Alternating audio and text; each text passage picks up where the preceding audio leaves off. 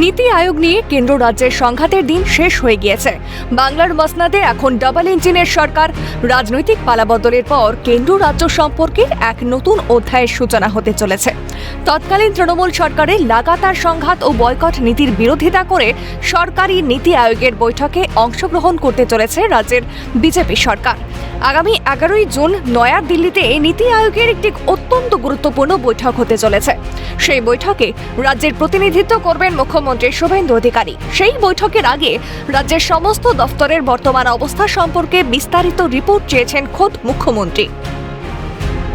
নবান্ন সূত্রে খবর, আগামী 5ই জুনের মধ্যে সংশ্লিষ্ট দফতরের সচিবদের রিপোর্ট জমা দেওয়ার নির্দেশ দেওয়া হয়েছে।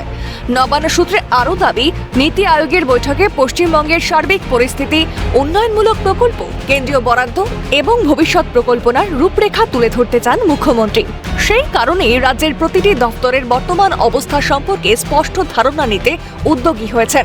নবান্নের একাংশের মতে 15 বছরে পূর্বতন সরকারের কেন্দ্রের সঙ্গে অসহযোগিতামূলক মনোভাবের কারণে বিভিন্ন ক্ষেত্রে রাজ্যের প্রাপ্য অর্থ ও সুবিধা পুরোপুরি আদায় করা সম্ভব হয়নি।